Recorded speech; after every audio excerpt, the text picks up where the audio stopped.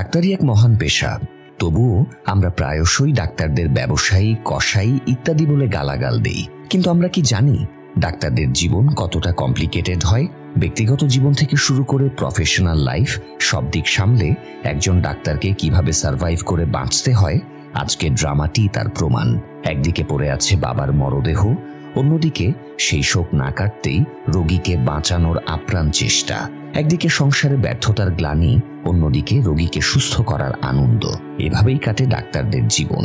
তবুও ছোট্ট একটা ভুল কি পরিণতি ডেকে আনতে পারে তাদের জীবনে, তা হয়তো কেউ ঘুণাক্ষরেও টের পায় না।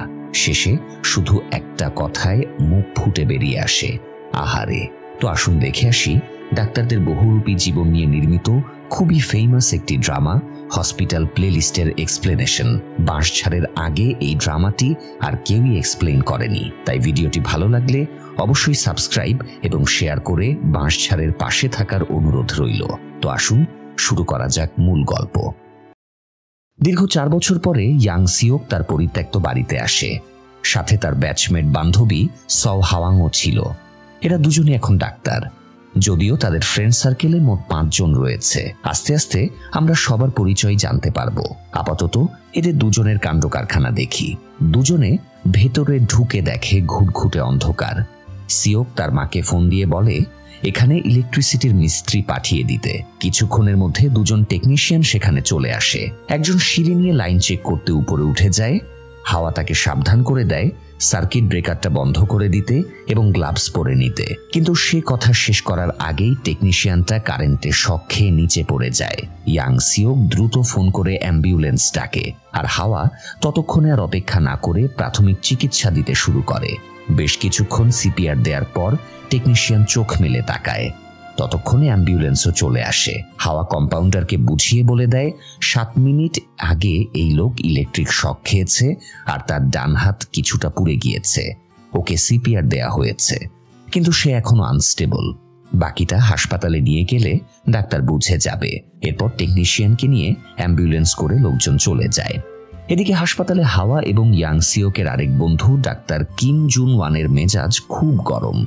সে তার অ্যাসিস্ট্যান্টকে বকাবকি করছে, কারণ গতরাতে তার একজন রোগীকে ভুল ঔষধ দিয়েছে।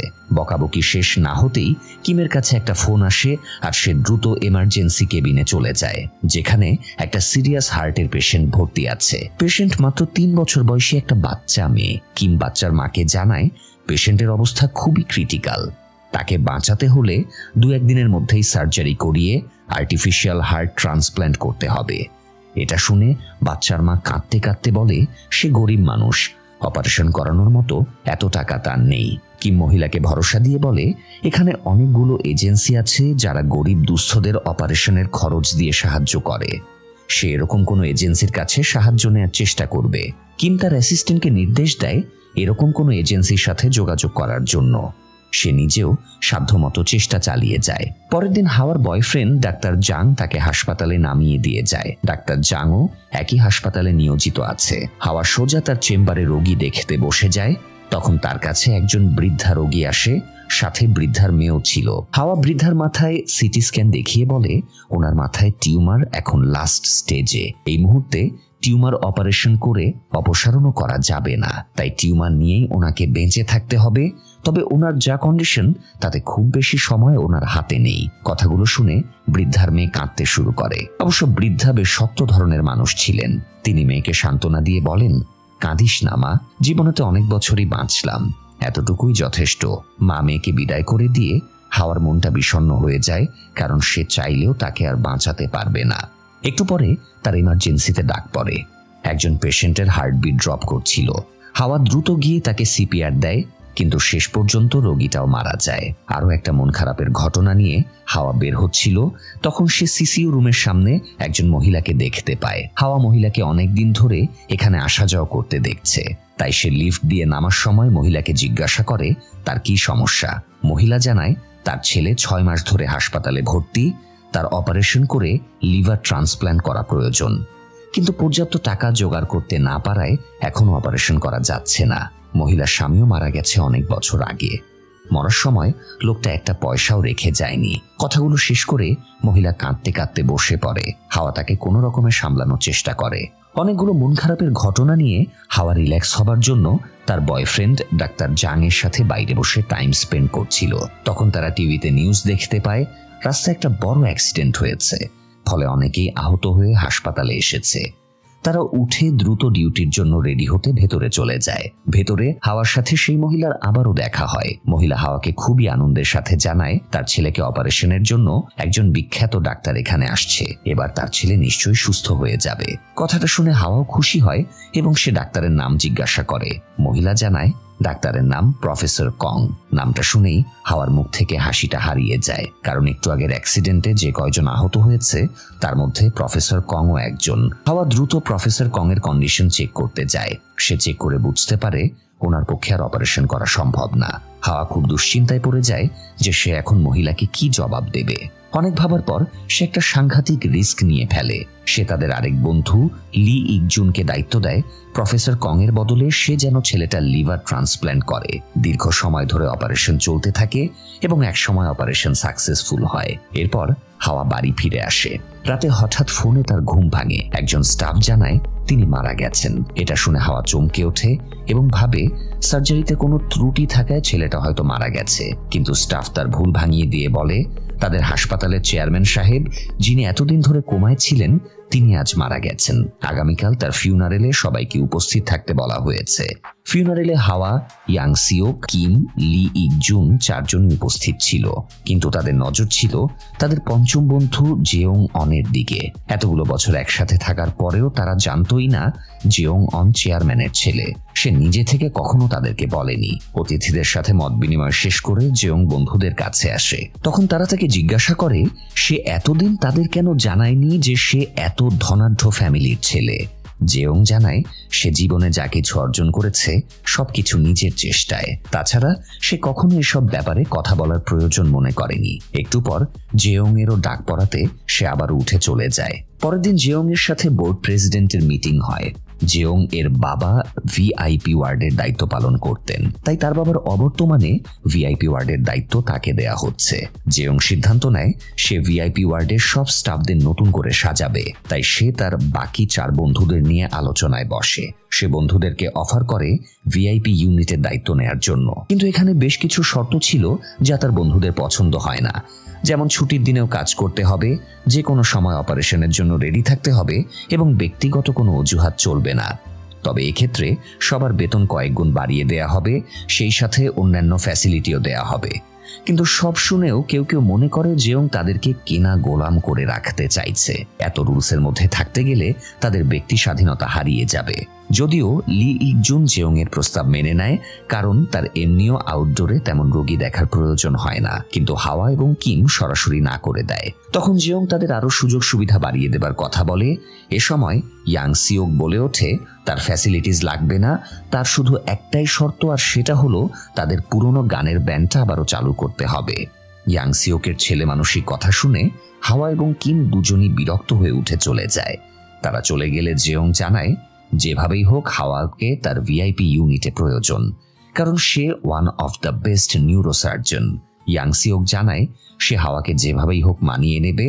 আপাতত জেওং যেন কিমকে রাজি করায়। জেওং কিমকে ফোন করে এবং এটা সেটা বুঝিয়ে রাজি করিয়ে ফেলে।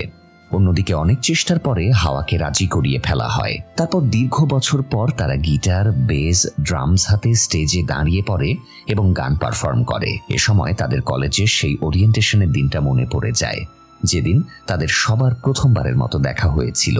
সেদিন কলেজের ওরিয়েন্টেশন প্রোগ্রাম ছিল। সিনিয়র জুনিয়ররা নাচে গানে মাতিয়ে রেখেছিল, কিন্তু একটা পর্যায়ে বিরক্তি চলে আসায় জেওং আর ইয়াং সিওক চুপি চুপি বেরিয়ে আসে। কিন্তু তখনই তারা সিনিয়রদের সামনে পড়ে যায়। তখন সিনিয়রদের তারা বোঝায় তাদের একজন অনেক নেশা করে ফেলেছে, তাই বমি করতে তারা বাথরুমে যাবে। এই অজুহাত দেখিয়ে তারা কেটে পড়ে এবং স্টোর রুমে যায়। স্টোর রুমের দরজা খুলেই দেখে সেখানে আগে থেকেই কিম আর লি ইকজুন বসে আছে। ভেতরে গুটিসুটি মেরে বসে তারা নিজেদের মাঝে পরিচয় পর্ব সেরে নেয়। কিছুক্ষণ পর সেখানে হাওয়াও চলে আসে। তখন হাওয়াকে বসতে তারা জায়গা করে দেয়। 5 জন আবারও নিজেদের মধ্যে পরিচিত হয়ে নেয়। হাওয়া বলে তার এই মোমেন্টটা অনেক ভালো লাগছে, সে একটা গ্রুপ ফটো তুলতে চায়। এরপর তারা স্টোর রুমে বসে একটা গ্রুপ ফটো তোলে। এভাবেই গান গাইতে গাইতে তাদের পুরনো স্মৃতি তাদেরকে নস্টালজিক করে দেয়। সেদিনের মতো গান শেষ করে তারা যে যার পথে চলে যায়। পরের দিন হাসপাতালে কিমের এক দুর্বিষহ দিন কাটে। কিছুদিন আগে যে বাচ্চা মেয়েটার আর্টিফিশিয়াল হার্ট ট্রান্সপ্ল্যান্ট করার কথা হচ্ছিল এবং সেই খরচ বহন করার জন্য এজেন্সির সাহায্য চাওয়া হচ্ছিল, সেই বাচ্চাটার অবস্থা ক্রিটিক্যাল হয়ে যায়।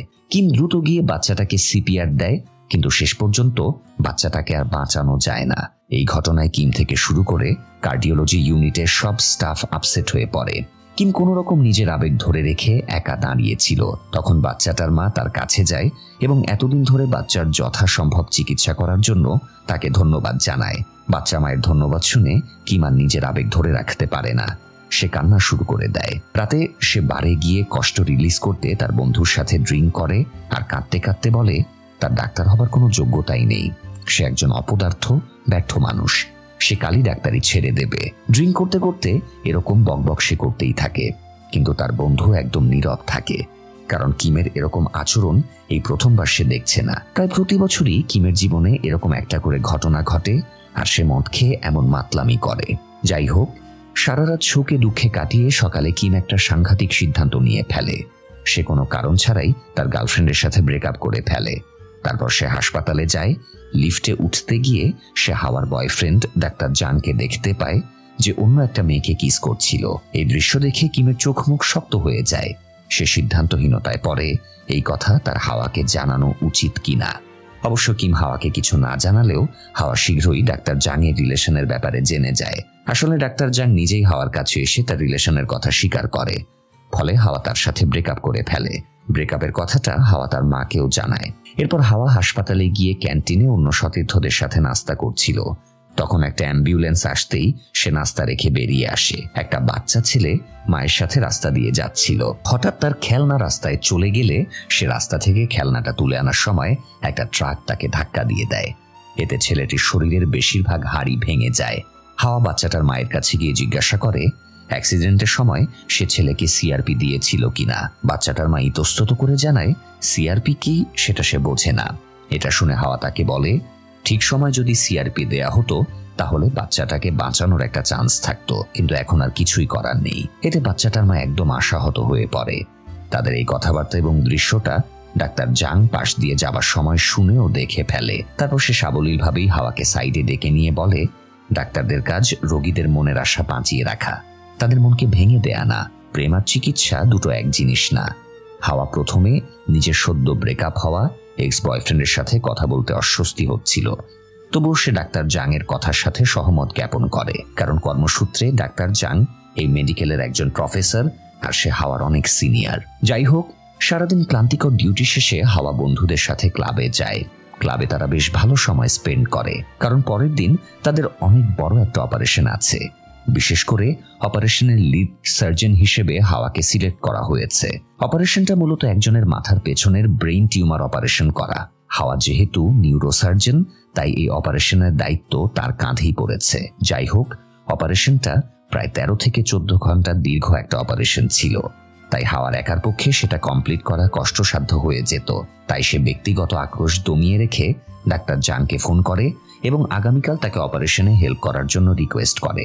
ডাক্তার জাংও রাজি হয়ে যায়। পরের দিন যথারীতি সবাই প্রস্তুতি নিয়ে অপারেশন শুরু করে। দীর্ঘ সময়ের অপারেশন, তাই এক গ্রুপ অর্ধেক অপারেশন করে থিয়েটারেই ক্লান্ত হয়ে একে অপরের কাঁধে মাথা রেখে ঘুমিয়ে পড়ে। তখন দ্বিতীয় গ্রুপ অপারেশন শুরু করে, আর এভাবেই সম্মিলিতভাবে তার অপারেশন সাকসেসফুল করে। সেদিনের মতো ডিউটি শেষ করে হাওয়া একটা ফিউনারেলে অনুষ্ঠানে যায়। সেখানে তাদের বাকি বন্ধুরাও ছিল। ফিউনারেল শেষ করে হাওয়া বাড়ি চলে যায়। পরের দিন সকালে হাওয়া গাড়িতে চড়ে তাদের ব্যান্ডের পুরোনো গান শুনতে শুনতে হাসপাতালে যাচ্ছিল। তখন তার মা তাকে ফোন দিয়ে জন্মদিনের শুভেচ্ছা জানায়। হাওয়াও মায়ের সাথে আনন্দ বিনিময় করে হাসপাতালে গিয়ে নিজের চেম্বারে ঢোকে। চেম্বারে ঢুকেই সে একজোড়া নতুন জুতো দেখতে পায়, যেগুলো তাকে কেউ গিফট করেছে। জুতাগুলো দেখে সে বেশ অবাক হয়, কারণ জুতা যে গিফট করেছে তার কোনো নাম সেখানে লেখা নেই। তবে জুতাগুলো কিমের গিফট করার সম্ভাবনাই বেশি, কারণ সে হাওয়াকে মনে মনে পছন্দ করে। যার প্রমাণ পাওয়া যায় আজ থেকে প্রায় সপ্তাহ 2 আগে কিম যেদিন লিফটে ডাক্তার জাংকে অন্য মেয়ের সাথে দেখেছিল, সেদিন সে জাংয়ের সাথে পার্সোনালি দেখা করে এবং তাকে শাসিয়ে বলে সে হাওয়ার সাথে অন্যায় করছে। সে যেন এখনই হাওয়াকে সব সত্যি জানিয়ে দেয়। জাং কিমের অ্যাগ্রেসিভ আচরণ দেখে অবাক হয়ে জিজ্ঞাসা করে তার এত লাগছে কেন, সে কি হাওয়াকে ভালো টালোবাসে নাকি? কিম এই প্রশ্নের কোনো উত্তর না দিয়ে বেরিয়ে যায়। মূলত এই ঘটনার পরই ডাক্তার জাং তার এক্সট্রা রিলেশনের কথা হাওয়ার কাছে গিয়ে স্বীকার করে নেয়, যদিও হাওয়া ঘটনার পেছনের রহস্য কিছুই জানে না। জেয়ং চেম্বারে বসেছিল, তখন এক মহিলা বাচ্চাকে নিয়ে তার কাছে আসে। বাচ্চার পেটে যন্ত্রণা, বাচ্চাটা কান্না থামাতেই চায় না। তখন বাচ্চার মা কান্না থামাতে ভয় দেখিয়ে বলে, দেখো বাবু, ডাক্তারের হাতে কত বড় সিরিঞ্জ, তুমি যদি কান্না না থামাও তাহলে ডাক্তার পটাশ করে সুইটা তোমার বামে পুশ করে দেবে। মেয়ের কথা শুনে বাচ্চাটা বড় বড় চোখে জেয়ং এর দিকে তাকিয়ে থাকে, আর জেয়ং আরো অবাক হয়ে মা ছেলের দিকে তাকিয়ে থাকে আর ভাবে ডাক্তার হয়ে জীবনে যে আরো কত অদ্ভুত ঘটনার সম্মুখীন হতে হবে। যাই হোক, এদিকে লিউক জুনের কাছে একজন মেয়ে তার বাবাকে নিয়ে এসেছিল। লিউক জুন টেস্টের রিপোর্ট দেখে জানায় ওনার ইনফেকশন হয়েছে, দ্রুত সার্জারি করতে হবে, না হলে হার্ট অ্যাটাকের ঝুঁকি আছে। বৃদ্ধ লোকটা জানায় 3 দিন পর ওনার মেয়ের বিয়ে, তাই অপারেশনটা আর কিছুদিন স্থগিত রাখা যায় কিনা। লি ইক জুন স্পষ্টভাবে না বলে দিয়ে উঠে যায়। লি ইক জুনের এমন ব্যবহার দেখে মেয়েটা বেশ আপসেট হয় এবং নার্সকে জিজ্ঞাসা করে এই ডাক্তারটা এত অসভ্য কেন। নার্স পরিস্থিতি সামাল দিতে লি ইক জুনের হয়ে নিজেই ক্ষমা চেয়ে নেয়। অন্যদিকে কিম একটা নবজাতক বাচ্চার অপারেশন করার জন্য রেডি হচ্ছিল। তখন অ্যাসিস্ট্যান্ট এসে তাকে জানায় বাচ্চাটার কয়েক ঘন্টা আগে থেকে জ্বর, সেই সাথে নাক দিয়ে পানিও ঝরছে। কথাটা শুনে কিম বাচ্চাটাকে টেস্ট করে বুঝতে পারে তার নিউমোনিয়া হয়ে গেছে, তাই সুস্থ না হওয়া পর্যন্ত তাকে অপারেশন করা যাবে না। কিম বাচ্চার বাবা মাকে ডেকে কথাটা জানায় যে তাদের অপারেশন করতে আরো কয়েকদিন লেট হবে। কথাটা বাচ্চার বাবা মা স্বাভাবিকভাবেই নেয় এবং কোনো রকমের কৈফিয়তও চায় না, যেন বাচ্চার প্রতি তাদের কোনো চিন্তাই নেই। তাদের এই আচরণে নার্সরা বেশ অবাক হয়ে যায়।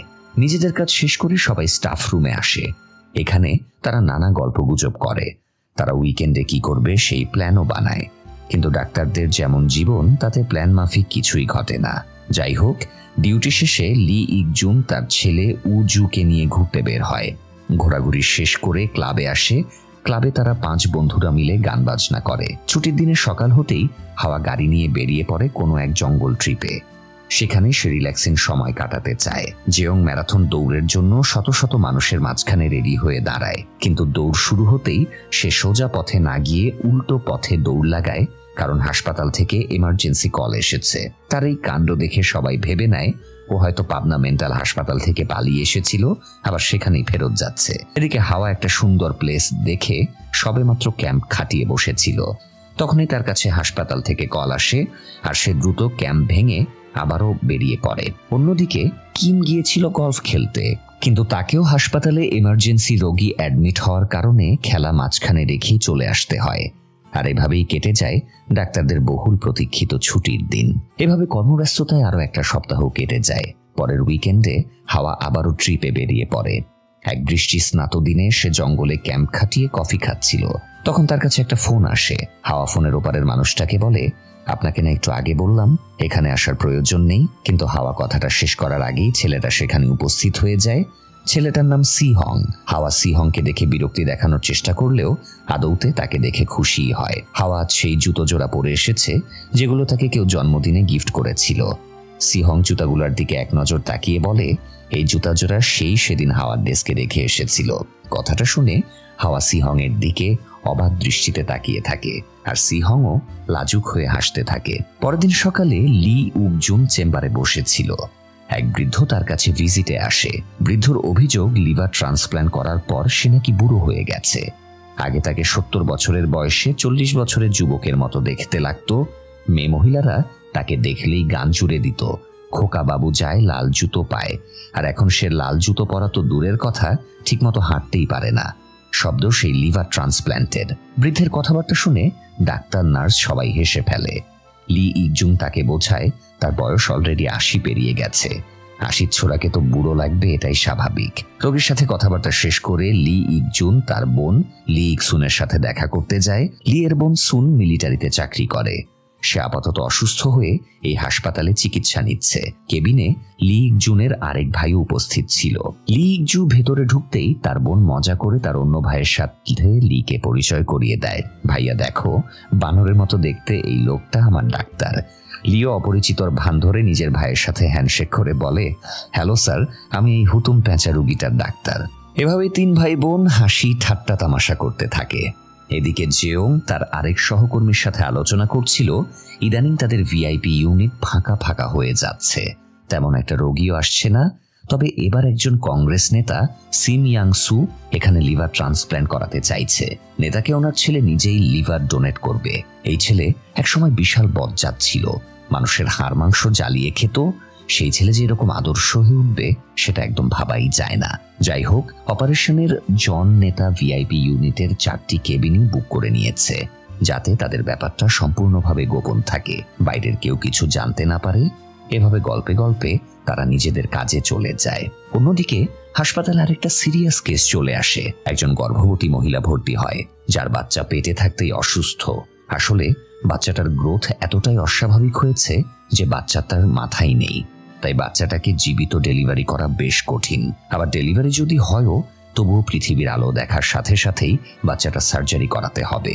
তাই গাইনি এবং সার্জন যারা ছিল তারা সবাই মিলে মিটিংয়ে বসে। মিটিং শেষ করে তারা রোগীর পেইন ওঠা পর্যন্ত অপেক্ষা করে। এরপর যখন বাচ্চা ডেলিভারির সময় এসে যায়, তখন ইয়াংসিওকে নেতৃত্বে বাচ্চার ডেলিভারি করানো শুরু হয়। অনেকক্ষণ চেষ্টার পর বাচ্চাটার নর্মাল ডেলিভারি হয় এবং ডেলিভারি হওয়া মাত্রই মহিলাটি বাচ্চাটার মুখ দেখার আগেই বাচ্চাটাকে সরিয়ে নিয়ে যাওয়া হয়। একজন মায়ের জীবনের সবচেয়ে আনন্দের মুহূর্ত সদ্য জন্মানো বাচ্চার কান্না শোনা। অথচ কোনো মা যদি সেই আনন্দ থেকে বঞ্চিত হয়, তাহলে সেই কষ্ট আকাশসম হয়ে যায়। আর সেই মায়ের কান্নার আর্তনাদ দেখে উপস্থিত সব ডাক্তার নার্সদের চোখ বেয়েও অশ্রু ঝরতে শুরু হয়। এদিকে অপারেশন চলছিল, তখন এক লোক তার ছেলেকে হাসপাতালে ভর্তি করাতে আসে। বাচ্চাটা পেট আর হাতের ব্যথায় কাতরাচ্ছিল। পরিস্থিতি দেখে হাওয়া জেওংকে ডেকে আনে। বাচ্চার বাবা জানায় বাচ্চার উপর হয়তো ভারী কিছু পড়েছিল, তাই সে আঘাত পেয়েছে। তার বাবার কথা মেনে নেয় এবং দ্রুত ট্রিটমেন্ট শুরু করে। এর ঠিক 2-3 দিন পরে সেই লোকটা আবারও তার আরেক ছেলেকে নিয়ে হাসপাতালে আসে এবং বলে গাড়িতে যাবার সময় গাড়িটা ধাক্কা খেয়ে অ্যাক্সিডেন্ট করেছে, যার কারণে তার ছেলে আঘাত পেয়েছে। ছেলেকে চিকিৎসা করতে বলে লোকটা বাইরে চলে যায়। জেওংয়ের এবার লোকটার উপর সন্দেহ হয়। সে বাচ্চাটাকে উল্টে পাল্টে দেখে চোখ মুখ শক্ত করে বলে ওঠে, ও মানুষ না, বাবা নামের কলঙ্ক, ও একটা বেজন্মা। আসলে গাড়ির অ্যাক্সিডেন্টের কোনো চিহ্নই এখানে নেই, বরং বাচ্চার সারা গা জুড়ে মারের চিহ্ন, অর্থাৎ বাচ্চাটাকে টর্চার করা হয়েছে। জেওংয়ের সাথে থাকা স্টাফদের মুখও হা হয়ে যায়, আর তারা ভাবে একজন বাবা কিভাবে তার ছেলের সাথে এরকম আচরণ করতে পারে। বাইরে আড়াল থেকে লোকটা সব বুঝে যায় এবং সে পালানোর চেষ্টা করে। তখন মহিলা ডাক্তার বাই তাকে তাড়া করে। অনেকক্ষণ ধাওয়ার পর অবশেষে লোকটাকে ধরা সম্ভব হয়। সবাইকে নিয়ে জেওং তাকে জেরা করে সে কেন বাচ্চাদের উপর এরকম টর্চার করে, কিন্তু লোকটা সব অস্বীকার করে। সে এমন ভান ধরে যেন সবকিছুই স্বাভাবিক, সে একটা ধোয়া তুলসী পাতা। উল্টো সেই ডাক্তারদের উপর অভিযোগ দিয়ে বলে ডাক্তাররা তাকে হ্যারাসমেন্ট করছে। জেওং বুঝতে পারে এই সাইকোটাকে এভাবে সামলানো যাবে না, তাই সে তাকে থানায় পাঠিয়ে দেয়। যাওয়ার সময় লোকটা জেওংকে থ্রেট দিয়ে বলে, তোমার চেহারাটা আমি চিনে রাখলাম, আমি আবারও ফিরে আসব এবং এর প্রতিশোধ নেব। জেওং তার কথার কোনো উত্তর দেয় না, বরং স্টাফদের নির্দেশ দেয় দ্রুত রেডি হয়ে নিতে, কারণ ভিআইপিতে ভর্তি থাকা নেতার অপারেশনের কাজ খুবই শীঘ্রই শুরু করা হবে। যাই হোক, সেদিন রাতে ইয়াংসিওকের জন্মদিন ছিল।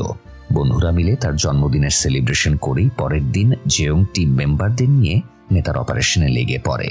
10 থেকে 12 ঘন্টা টানা অপারেশন চলার পর অবশেষে লিভার ট্রান্সপ্ল্যান্ট সম্পন্ন হয়। সবাই তখন একটু হাঁপ ছেড়ে বাঁচে। জেওংও দীর্ঘ অপারেশন শেষ করে বাড়িতে মায়ের কাছে যায়। সেখানে আরো কয়েকজন রিলেটিভ এসেছিল।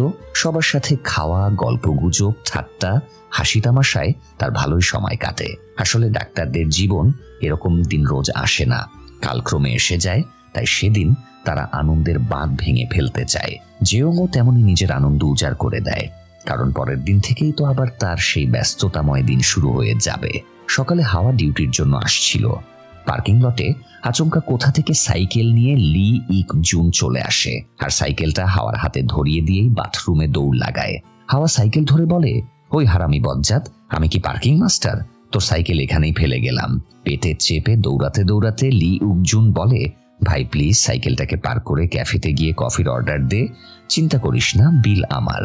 হাওয়া সাইকেল পার্ক করে ক্যাফেতে গিয়ে বসে। ক্যাফেতে হাওয়ার 2জন জুনিয়র ইন্টার্নও ছিল। সে তাদের পাশে গিয়েই বসে। একটু পর লি ইক জুনও তাদের সাথে জয়েন করে। গল্পে গল্পে তারা গ্রীষ্মের ছুটির ব্যাপারে আলোচনা শুরু করে। ইন্টার্নের একজন হাওয়াকে জিজ্ঞাসা করে 1 বছর ছুটি পেলে সে এই ছুটি কিভাবে কাজে লাগাবে। হাওয়া জানায় সে কোনো এক মফস্বল শহরে চলে যাবে আর সেখানকার ছোট কোনো হাসপাতালে ডাক্তারি করবে। একই প্রশ্ন লি ইকজুনকে জিজ্ঞাসা করলে সে বলে সে রোজ শপিং করে বেড়াবে। এভাবেই গল্পে গল্পে তাদের আসর বেশ জমে ওঠে। গল্প শেষ করে লি ইকজুন পেশেন্ট ভিজিটে যায়। সেখানে এক বৃদ্ধ কয়েকদিন হলো অপারেশন হচ্ছে। তার ঘা অনেকটাই শুকিয়ে এসেছে। লোকটা লি ইকজুনকে জিজ্ঞাসা করে সে দই খেতে খেতে বিরক্ত হয়ে উঠেছে।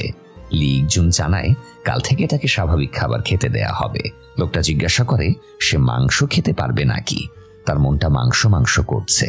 লোকটার মুখে মাংসের কথা শুনে লি ইকজুনের মনে হলো সে কোথা থেকে একটা মাংস মাংস গন্ধ পাচ্ছে। তাই সে একটানে পাশের পর্দাটা সরিয়ে গিয়ে দেখে এক বৃদ্ধা তার স্বামীর জন্য মাংস রান্না করে এনেছে আর তাকে খাওয়ানোর প্রস্তুতি নিচ্ছে। লি ইকজুন মাংসের বাটিটা কেড়ে নেয় আর বলে আগামীকাল ওনার বড় অপারেশন করা হবে, আজ তাকে শক্ত কোনো খাবার খাওয়ানো যাবে না। বৃদ্ধা আকুতি করে বলে মানুষটা বাঁচবে না মরবে তার কি ঠিক আছে, একটু না হয় মাংসই খেলো, কি আর হবে তাতে। লি ইকজুন বলে অপারেশনের ঠেলা তো আর তুমি বুঝবে না দাদি, বুঝলে লুকায় লুকায় এই কাজ করতে না। অপারেশনটা হয়ে যাক, দাদু সুস্থ হোক, তখন রাধা মাংস কাঁচা মাংস যা খুশি খাইও। এভাবে সব পাগলাটে রোগী সামলিয়ে লি ইকজুন ভিজিট শেষে বেরিয়ে আসে। এদিকে ইয়াং সিওক বাইরে মন খারাপ করে ফোন হাতে বসে আছে। তার জীবনে একটা ঝড় বয়ে গেছে। তার বাবার একটা মহিলার সাথে অ্যাফেয়ার হয়ে গেছে আর সেই মহিলা এখন প্রেগনেন্ট। সেই মহিলা ইয়াং সিওকের সাথে পার্সোনালি দেখা করে সেটা জানিয়েছে এবং রিকোয়েস্ট করেছে ইয়াং সিওকের মা যেন হাজবেন্ডকে মানে ইয়াং সিওকের বাবাকে ডিভোর্স দিয়ে দেয়, যাতে ইয়াং সিওকের বাবা আর সেই মহিলা শান্তিতে সংসার করতে পারে। ইয়াং সিওক এজন্যই ফোনে মায়ের নম্বরটা তুলে বসে আছে। সে মাকে ফোন দিয়ে এই ঘটনা জানাবে কিনা সিদ্ধান্ত নিতে পারছে না। এ সময় তার পাশে কিম এসে বসে। কিমেরও খুব মন খারাপ, কারণ তার একটা 6 মাস বয়সী বাচ্চা পেশেন্টের লিভার ট্রান্সপ্ল্যান্ট করা প্রয়োজন, কিন্তু তার সাথে কারো রক্ত মিলছে না। আবার বাচ্চার বাবা মা দুজনেরই হেপাটাইটিস বি আছে, তাই তাদের লিভারও নেওয়া যাবে না। তাই বাচ্চাটাকে সে বাঁচাতে পারবে কিনা সন্দেহ। ইয়াং সিওক নিজের দুঃখ গোপন করে কিমকে সান্ত্বনা দেয় যে সব ঠিক হয়ে যাবে। সারাদিনের কর্মব্যস্ততা শেষ করে 5 বন্ধু রাতে ডিনারে বসে। ডিনারের সময় হাওয়া জানায় কিছুদিন ধরে তার বেশ কিছু শারীরিক অসুস্থতা দেখা যাচ্ছিল, তাই সে নিজের কিছু টেস্ট করিয়েছে। আগামীকাল সকালে তার ডাক্তারের সাথে অ্যাপয়েন্টমেন্ট আছে। কাল রিপোর্টে জানা যাবে আসলে তার কি হয়েছে। পরের দিন খুব সকালে যখন মেডিকেল সেন্টারে কেউ আসেনি, তখন হাওয়া সেখানে আসে আর এসেই দেখে সেখানে আগে থেকেই লি ইকজুন বসে আছে।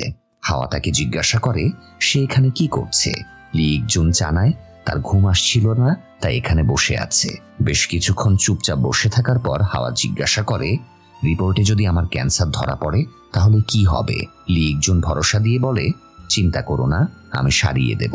লি ইকজুনের কথা শুনে হাওয়া হেসে ফেলে। ডাক্তার হয়েও আজ নিজেকে রোগীর জায়গায় ভাবতে তার বেশ অদ্ভুত লাগছে। সে উপলব্ধি করতে পারছে ডাক্তারের এক একটা কথায় রোগী কতখানি প্রভাবিত হতে পারে। কিছুক্ষণ বসে থাকার পরে ডাক্তারের চেম্বারে হাওয়ার ডাক পড়ে। হাওয়ার সব রিপোর্টই ভালো ছিল, তাই সে আনন্দে ডিউটি করতে ফিরে আসে। রাতে সেই খুশিতে বন্ধুরা আবারও একসাথে পার্টি করে। পার্টির পর আবারও নিজেদের ব্যান্ডের গানও রিহার্সাল করে। এভাবেই আরো একটা দিনের পরিসমাপ্তি ঘটে। পরের দিন একটা বাচ্চার লিভার ট্রান্সপ্ল্যান্টের অপারেশন ছিল, কিন্তু ডোনার হিসেবে যাকে সিলেক্ট করে রাখা হয়েছিল তার লিভারটা বাচ্চার লিভারের চেয়ে ভারী এবং বড়। তাই এই লিভার বাচ্চাটার বডিতে প্রতিস্থাপন করলে বাচ্চাটা আর বাঁচবে না। এজন্যই লি ইকজুন অত্যন্ত টেনশনে পায়চারি করে বেড়াচ্ছিল। সে ভেবে পাচ্ছিল না কি করবে। এ সময় সে হঠাৎ একটা ডোনারের খোঁজ পেয়ে যায় এবং দ্রুত অপারেশন থিয়েটারে গিয়ে অপারেশন শুরু করে। পুরো টিম নিয়ে খুব সাবধানতার সাথে অপারেশনটা সম্পন্ন করা হয়। বাইরে বাচ্চাটার বাবা এবং ভাই অপেক্ষা করছিল। লি ইকজুন অপারেশন শেষ করে তাদের কাছে যেতেই তারা উদ্বিগ্ন হয়ে জিজ্ঞাসা করে রোগী কেমন আছে। লি ইকজুন জানায় রোগীর অপারেশন সাকসেসফুল। রোগীর বাবা এবং ভাই হাত জোর করে লি ইকজুনকে ধন্যবাদ জানায়। লি ইকজুন বলে ধন্যবাদ আমাকে না, বরং যে লিভারটা দান করেছে তাকে জানান। একজন রোগা অসহায় মহিলা যে রোড অ্যাক্সিডেন্টে মারা গিয়েছে তার লিভারটাই আপনাদের ছেলের শরীরে প্রতিস্থাপন করা হয়েছে। রোগীর বাবা এবং ভাই জানায় তারা আজীবন সেই মৃত মহিলার প্রতি কৃতজ্ঞ থাকবে। আনন্দিত এবং মর্মাহত হয়ে তাদের চোখ পানিতে ভিজে যায়। লি ইকজুনও ছলছলের চোখে বাকি কাজ শেষ করতে সেখান থেকে চলে যায়। পরের দিন লি ইকজুন তার আরেক রোগীর কেবিনে দেখা করতে যায়। রোগী একজন মহিলা। এই মহিলার কেসটা আবার একটু অন্যরকম। মহিলার স্বামী তাকে ঠকিয়ে অন্য একজনের সাথে রিলেশনে ছিল, কিন্তু যখন লোকটা জানতে পারে এই মহিলার লিভারটা নষ্ট হয়ে গেছে, তখন সে অনুতপ্ত হয়ে ওঠে এবং স্ত্রীকে বাঁচাতে সেটা লিভারের একটা অংশ ডোনেট করে দেয়। আর স্বামীর দেয়া লিভারের অংশের কারণে মহিলা বেঁচে উঠেছে। মহিলা এই গল্পটাই লি ইকজুনকে শোনায় আর বলে সে এখন এমন একটা সিচুয়েশনে আছে, সে না পারছে প্রতারণার জন্য স্বামীকে ক্ষমা করতে, আবার না পারছে অকৃতজ্ঞের মতো জীবন কাটাতে।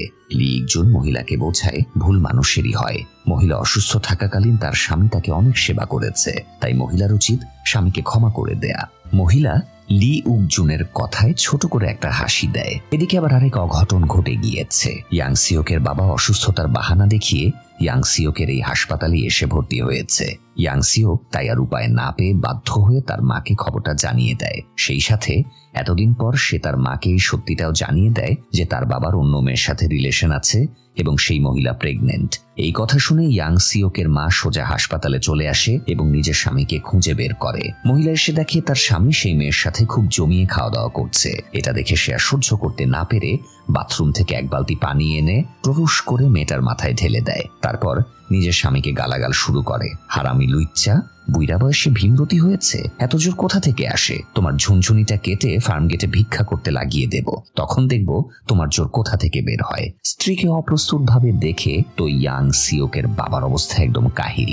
ভালো যে ঠিক এই সময়ে ইয়াং সিওক সেখানে চলে আসে আর মাকে সামলাতে ব্যস্ত হয়ে পড়ে। ইয়াং সিওক মাকে নিয়ে বের হয়ে যায়, তবে চলে যাবার আগে ইয়াং সিওকের মা স্বামীকে শাসিয়ে যায়, তুই ডিভোর্স চাস তাই না? তোকে জীবনেও ডিভোর্স দেব না, তুই ইহকালেও জ্বলবি পরকালেও জ্বলবি। ব্যাটা টাকলা মুরাদ কোথাকার। ইয়াং সিওকের বাবা আর তার পরকীয়া প্রেমিকা বেকুবের মতো শুধু দাঁড়িয়ে থাকে, তাদের মুখ দিয়ে আর কোনো কথাই বের হয় না। তাতে লি ইকজুন কিছু খাবার নিয়ে সেই মহিলার কাছে আবারও যায় যার স্বামী তাকে লিভার ডোনেট করেছে। মহিলা ঔষধ এবং খাবার দুটোই খাওয়া বন্ধ করে দিয়েছে।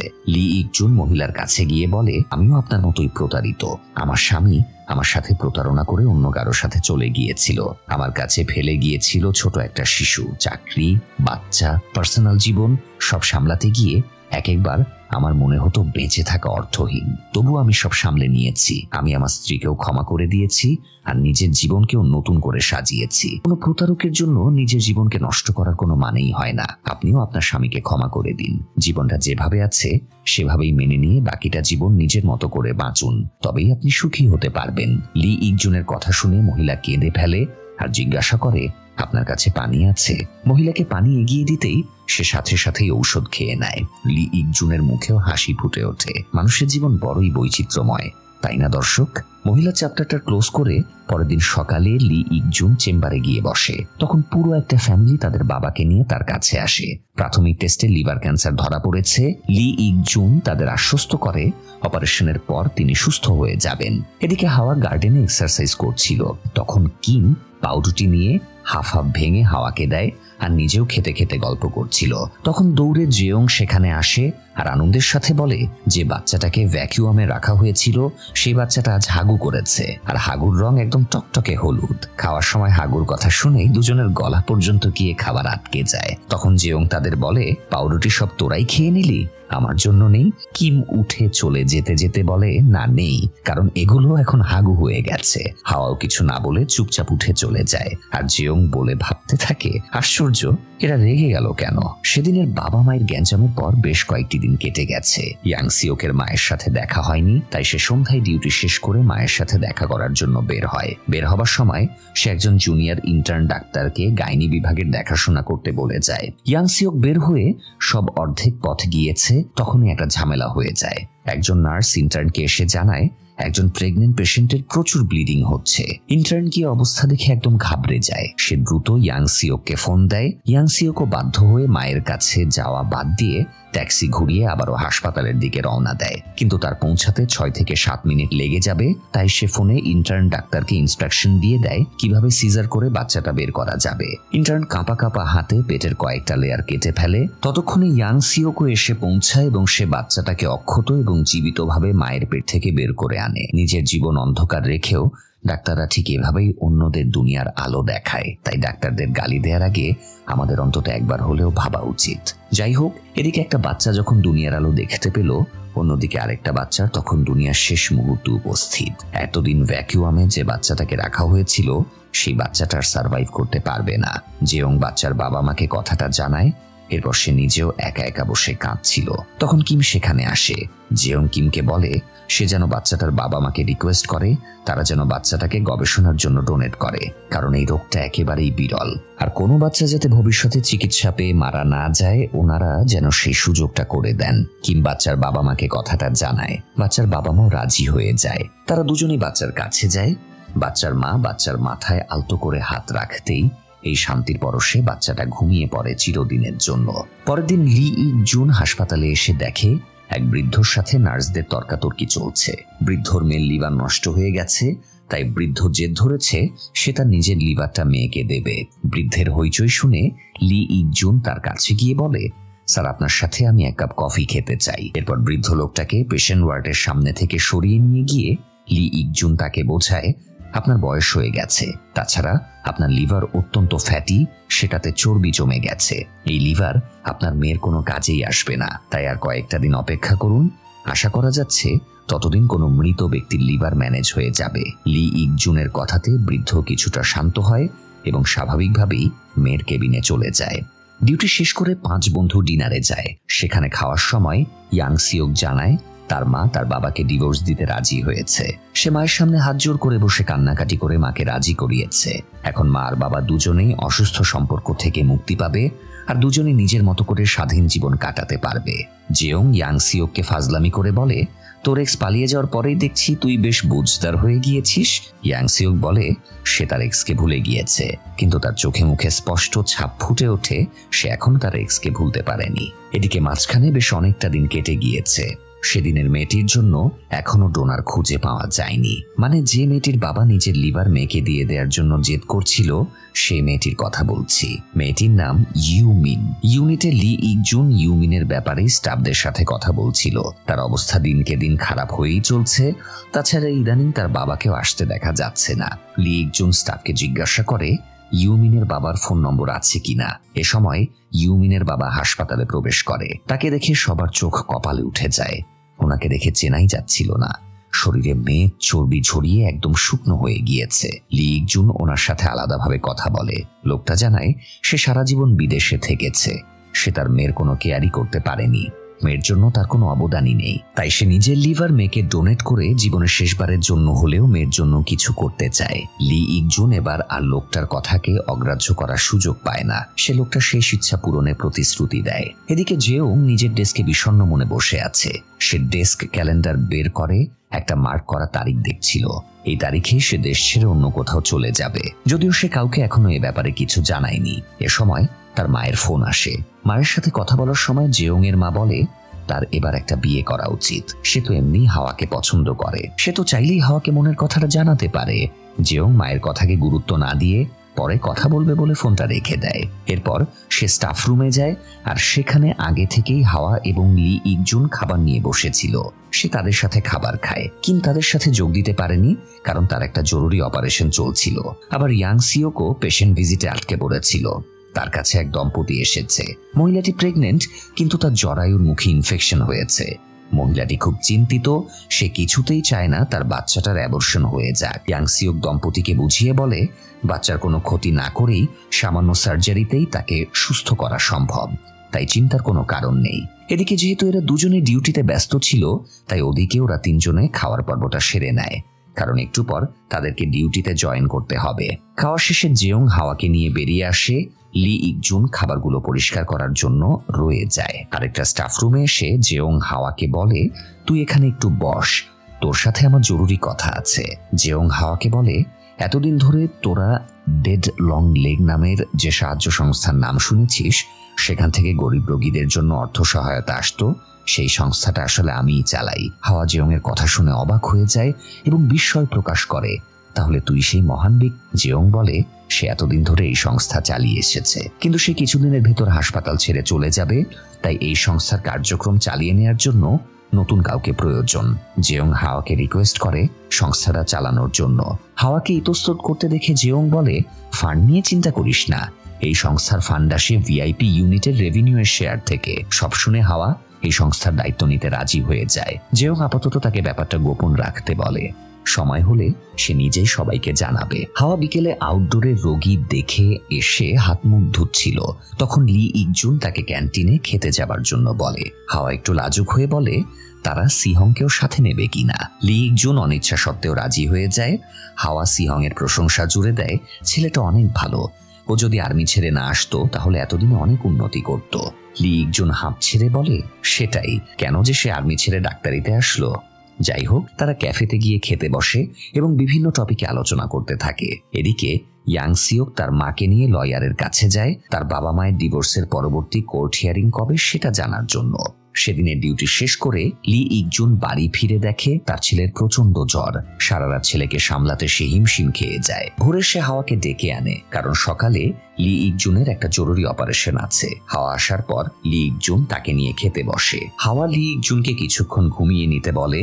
লি ইকজুন জানায় সে ঠিক আছে। হাওয়া লি ইকজুনকে জিজ্ঞাসা করে, তুমি নিজেকে কখনো উপহার দিয়েছ? লি ইকজুন কয়েক মুহূর্ত চুপ করে থাকে, তারপর শান্ত গলায় বলে, তোমার সাথে বসে কফি খাচ্ছি, এটাই আমার জন্য উপহার। লি ইকজুনের কথায় হাওয়া কিছুটা বিব্রত হয়। বাইরে তখন জোরে জোরে বৃষ্টি হচ্ছিল। হাওয়া উঠে গিয়ে জানালাটা খুলে দেয় যাতে বৃষ্টির বিশুদ্ধ ঝাপটায় মনের ভালো লাগছে না ভাবটা দূর হয়ে যায়। এদিকে আরেক অঘটন ঘটে গেছে। আজ কোর্টের হিয়ারিং ছিল, অথচ তার আগেই ইয়াং সিওকের বাবা হার্ট অ্যাটাক করে। এমার্জেন্সি ইউনিট নিয়ে গিয়ে তার দ্রুত সার্জারি করা হয়। হাসপাতালে ইয়াং সিওকের মাও উপস্থিত ছিল। সার্জারি শেষে ডাক্তার এসে তাকে জানায় তারা যথাসাধ্য চেষ্টা করেছে, ওনার অবস্থা খুবই ক্রিটিক্যাল। যদি কয়েক ঘন্টার মধ্যে জ্ঞান ফেরে তবে বেঁচে যাবে, আর তা না হলে আর কখনোই জ্ঞান ফিরবে না। সব শুনে ইয়াং সিওকের মা লয়ারকে ডেকে বলে সে যেন ডিভোর্সের নোটিশ উঠিয়ে নেয়। সে ওনাকে ডিভোর্স দেবে না, কারণ সে এখনো তার স্বামীকে ভালোবাসে। মায়ের কথা শুনে ইয়াং সিওকের চোখেও পানি চলে আসে। ইয়াং সিওকের বাবার খবরটা জানতে পেরে রাতে তার সব বন্ধু তার সাথে দেখা করতে যায়। তারা সবাই মিলে তাকে সান্ত্বনা দেয়, কিন্তু কোনো সান্ত্বনাই কাজে আসে না, কারণ তার বাবার জ্ঞান আর কখনোই ফেরেনি। পরের দিন সকালে তাকে মৃত ঘোষণা করা হয়। এদিকে জেয়ংও হাসপাতালের ডিরেক্টরকে জানিয়ে দেয় সে এই বছরটা শেষ হলেই হাসপাতাল ছেড়ে দিয়ে চলে যাবে। ডিরেক্টর জেয়ংকে বোঝানোর চেষ্টা করে সে চলে গেলে এই হাসপাতালের অনেক ক্ষতি হয়ে যাবে। পুরো কোরিয়া জুড়ে মাত্র 48 জন শিশু সার্জন রয়েছে, আর তার মধ্যে একমাত্র এই হাসপাতালে রয়েছে 2 জন শিশু সার্জন। তাই জেয়ংও না থাকাটা হাসপাতালের উপর অনেক প্রভাব ফেলবে। ডিরেক্টর বোঝানো সত্ত্বেও জেয়ং তার সিদ্ধান্তে অটল। তাই ডিরেক্টর আর তাকে বেশি না ঘাটিয়ে তার সিদ্ধান্ত মেনে নেয়। এদিকে লি ইকজুনের চেম্বারে একটা নতুন রোগী আসে। রোগী শুধু একা না, বরং তার পুরো ফ্যামিলি তার সাথে এসেছে। ফ্যামিলিতে কম করে হলেও 8 থেকে 10 জন মানুষ। যাই হোক, পরিবারের বড় ছেলের লিভার নষ্ট হয়ে গেছে, তাই সার্জারি করিয়ে তাকে লিভার ট্রান্সপ্ল্যান্ট করতে হবে। এক্ষেত্রে কেউ একজন তাকে নিজের লিভারের সামান্য অংশ দিলেই কাজ চলে যাবে। ছেলেটার পরিবারের সবাই ছেলের বউয়ের দিকে ইঙ্গিত করে এবং লিভার ডোনেট করার জন্য তাকে পাম্পট্টি মারতে থাকে। সবাই বোঝায় সে যেহেতু তার সহধর্মিণী, তাই তারই উচিত লিভার দেয়া। মহিলাটি কারো কথায় কোনো উত্তর না দিয়ে চুপচাপ বসে থাকে। লি ইকজুনও মহিলাটিকে বোঝায় সে যেহেতু এখনো ইয়াং, তাই সে দিলেই বেটার হবে।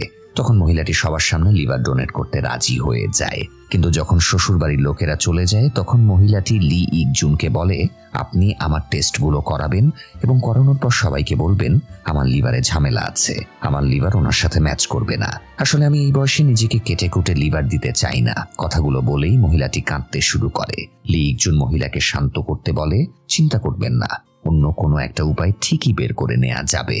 আসলে দর্শক, জীবনটাই এমন, বিপদে পড়লে তবেই বোঝা যায় কে আপন আর কে পর। যাই হোক, জেয়ং এর মা এবং মিস্টার জংসো হাসপাতালে ডিরেক্টরদের সাথে দেখা করে ফিরছিল। তখন জেয়ং এর মা ক্যাম্পাসে জেয়ংকে ডাক্তার গিউ উলের সাথে গল্প করতে দেখতে পায়। দুজনকে একসাথে দেখে জেয়ং এর মায়ের ভালো লেগে যায়। ওনার মনে হয় কোনোভাবে যদি এই মেয়ের সাথে জেয়ংকে মিলিয়ে দেয়া যায় তাহলে সে অনেক সুখী হবে। তিনি জেয়ং এর এখান থেকে চলে যাওয়া আটকানোর একটা প্ল্যান ভেবে ফেলেন। অন্যদিকে হাওয়া সিহং এর ইনভাইটেশনে তার বাড়িতে পার্টিতে গিয়েছিল। হাওয়ার সাথে করে লি ইকজুনকেও নিয়ে যায়। সেখানে সিহং এর বাড়িতে তাদের হাসপাতালের আরো কয়েকজন ইন্টার্ন এবং জুনিয়র ডাক্তারও ছিল। ড্রিঙ্ক করতে করতে তারা বোতল ঘুরিয়ে ট্রুথ গেম খেলা শুরু করে। তারা যতবারই বোতল ঘোরাচ্ছিল বেশিরভাগ বাড়ি বোতলটা লি ইকজুনের দিকেই ঘুরে যাচ্ছিল, তাই বাধ্য হয়ে তাকে তাদের প্রশ্নের উত্তর দিতে হচ্ছিল। এক পর্যায়ে একজন তাকে জিজ্ঞাসা করে সে হাওয়াকে কখনো বন্ধুর চেয়ে কিছু বেশি ভেবেছে কিনা।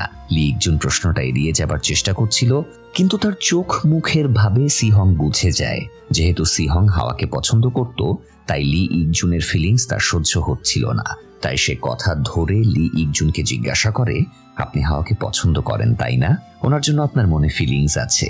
সিহং এর কথা শুনে লি ইকজুন 2 ঢোক মদ খেয়ে চোখ মুখ শক্ত করে স্পষ্ট করে বলে দেয়, হ্যাঁ আমি হাওয়াকে পছন্দ করি। তার উত্তর শুনে হাওয়া বেশ বিব্রত হয়। সে রাতে লি ইকজুনকে প্রচুর ড্রিঙ্ক করে বেসামাল হয়ে পড়ে, তাই হাওয়া তাকে গাড়িতে করে নিয়ে আসে। বাড়ি না গিয়ে হাওয়া তাকে নিয়ে ক্লাবে আসে। ক্লাবে জেয়ং গান গাইছিল। জেয়ং এর পরে লি ইকজুন মাইক নিয়ে একটা দুঃখের গান জুড়ে দেয়। তার গান শুনে জেয়ং হাওয়াকে জিজ্ঞাসা করে, মনে এত বিরহ, কি হয়েছে ওর? হাওয়া কোনো উত্তর দেয় না, চুপ করে বসে থাকে। যাই হোক, বেশ কিছুদিন কেটে যাওয়ার পরে জেয়ং এর মা গিউ উলের সাথে দেখা করে এবং তাকে বলে, সেদিন তোমাকে এবং আমার ছেলেকে একসাথে বসে কথা বলতে দেখেছি। আমার ছেলে তোমাকে পছন্দ করে আর আমি তা তার চোখে মুখে ফুটে উঠতে দেখেছি। জেয়ং যখন কিছু পছন্দ করে তখন তার চোখ মুখ উজ্জ্বল হয়ে ওঠে।